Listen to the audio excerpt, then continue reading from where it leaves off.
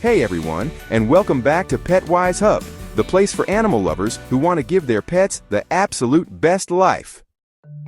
Think of this situation. You walk over to your aquarium, ready for that peaceful, zen moment, watching your fish glide through the water, but something seems off. Maybe your betta is hiding more than usual, or your normally zippy guppy is just kind of floating in one spot. It's a feeling that can make your heart sink a little. Maybe you're asking yourself, what is there to do when your little Nemo needs you the most? Don't worry, because today we're tackling a super important topic: common fish pet emergencies. We'll talk about how to spot the subtle signs that your fish needs help, covering some crucial first aid basics you can do at home, and most importantly, we'll answer the big question: when is it time to call an aquatic vet? Because yes, fish vets are real, and they are heroes. So grab a cup of tea, settle in, and let's learn how to be the best possible guardian for our underwater pals. All right, let's become fish detectives. You see, our fish can't whine, bark, or meow to tell us they're not feeling well. Instead, they give us silent signals, and learning their language is one of the most rewarding parts of keeping an aquarium. The number one thing to look for is any change in behavior. Is your normally social fish suddenly a recluse, hiding behind plants all day? Or is a bottom dweller suddenly rubbing against the glass like they're trying to scratch an itch they can't reach? These are big clues. Lethargy, or a sudden lack of energy, is probably the most common sign that something is wrong. If your fish isn't interested in food, that's another major red flag. Imagine turning down your favorite snack. You'd have to be feeling pretty crummy, right? One way to find clues is looking at their breathing. Are their gills moving super fast? Are they hanging out at the very top of the tank, gasping for air at the surface? This can often signal a problem with the water quality, which we'll get to in a minute, but it's a clear cry for help. Then, there's their physical appearance. Take a close look. Are their fins clamped tight against their body instead of fanned out and relaxed? Do you see any white spots that look like salt, or maybe some fuzzy cotton-like patches? Are their fins looking ragged and torn? One of the scariest things to see is bloating. If your fish starts to look round and swollen, and its scales stick out, making it look like a little pine cone, that is a very serious emergency called dropsy. We'll talk more about what to do in that situation later, but that is a definite get help now signal. Finally, watch how they swim. Are they struggling to stay upright? Floating to the top when they try to swim down, or sinking to the bottom when they try to come up? This is often a sign of swim bladder disease. Seeing your little buddy swimming upside down or sideways can be really distressing, but it's their way of telling you they need you. Okay, so you've noticed one of these signs. Your heart is pounding. What do? Before you panic, let's talk about your fishy first aid kit. Remember, these steps are for stabilizing your fish and gathering information. This is not a replacement for professional veterinary care.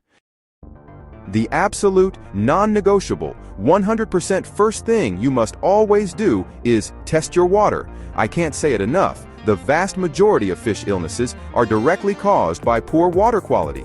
Invisible toxins like ammonia and nitrite can build up and cause serious harm. A simple water testing kit is the most important tool in your fish keeping arsenal. If those tests show any ammonia or nitrite or super high nitrates, you've likely found your culprit. Which brings us to step 2, a partial water change. Performing a 25 to 50% water change with dechlorinated temperature-matched water can be a lifesaver. It immediately dilutes any toxins and freshens up the environment for your sick fish. It's like opening a window in a stuffy room.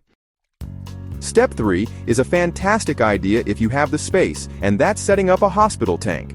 Think of it as a quiet little recovery room for your fish. It's usually a smaller, bare-bones tank with a heater and a simple filter. No gravel, no bright lights, no other fish to bother them. This gives them a low-stress environment to recover in and lets you observe them more closely. It also prevents any potential illness from spreading to your other fish. Taking these steps is such a responsible part of pet ownership.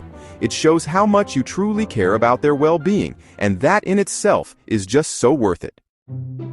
Now, for the main event. You've tested the water, done a water change, and maybe moved your fish to a hospital tank. But they're not getting better. So, when do you make the call? When is it time to find a professional aquatic vet?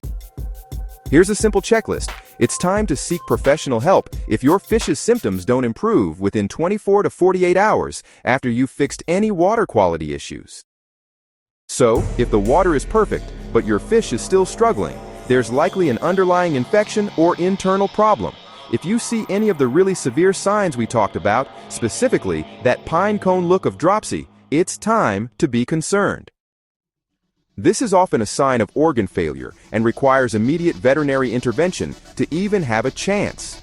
Other severe signs include large open sores, or if the fish is completely unresponsive. And what if you have a serious physical injury? Maybe a fish got stuck in a filter intake or was bullied by a tank mate and has a deep wound.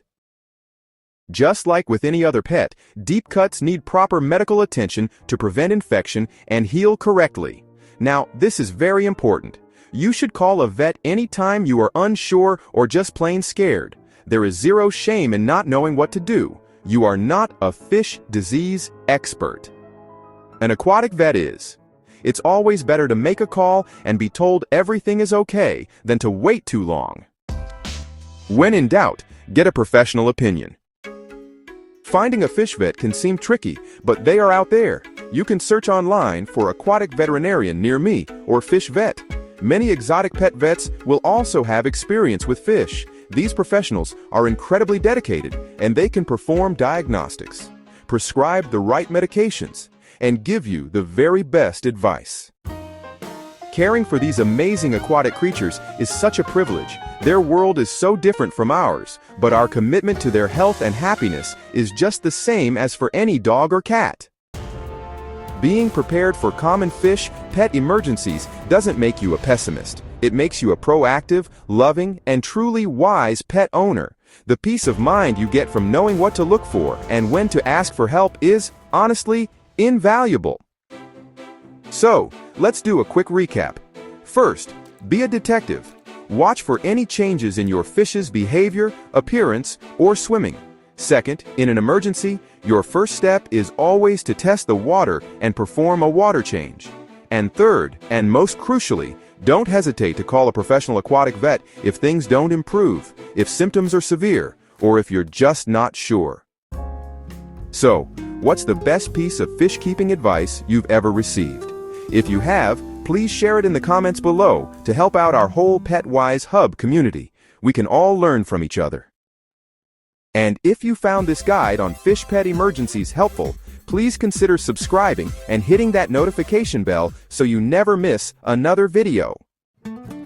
We're building a community of caring pet owners right here, and we'd love for you to be a part of it.